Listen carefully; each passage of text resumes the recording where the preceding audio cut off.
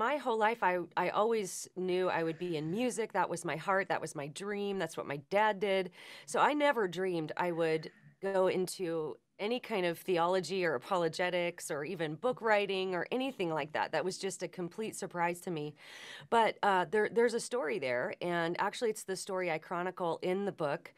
And that is that after Zoe Girl came off the road, I went through a time of really intense doubt and some deconstruction of my faith. You know, I went from being just about the most sincere Christian you could imagine, loving Jesus with all my heart, loving the Bible, to, as an adult, really, for the first time, experiencing really significant intellectual doubts about what I believed. And the reason for that is that my husband and I had joined a church. You know, we all hear this story of a Christian kid growing up with a Christian family. They go to church, they go off to college, and then their faith gets rocked by an evolutionary biology class or a philosophy professor, and they deconstruct or they go through doubt. Well, I had a very similar experience, only my faith wasn't challenged at college. My faith was challenged in a church. And so this church we were going to, I was invited to be a part of a much smaller group that was going to be asking hard questions. We were going to be studying what I thought we were going to be studying the Bible and the intellectual side of my faith. I was really excited, but it was actually more of the pastor's deconstruction. So we were reading books, we were discussing things, but everybody in the class was sort of at some point in their process of deconstruction.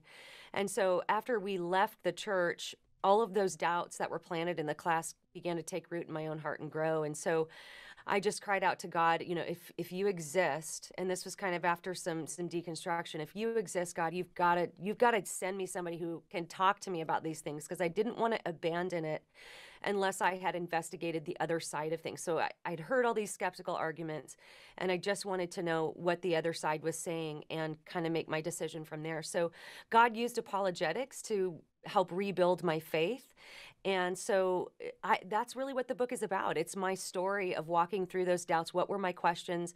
What were the answers that I found? And the reason that it's in response to progressive Christianity is because years later, the church that I was at rebranded itself as a progressive Christian church. And that's when I thought, oh, that's what that was.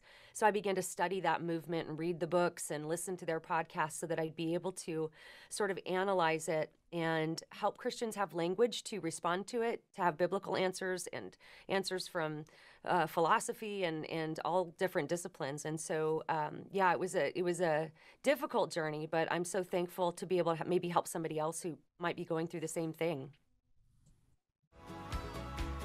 If you enjoyed this conversation from the Transforming Discipleship podcast, listen to the full episode at SmallGroups.com/podcast.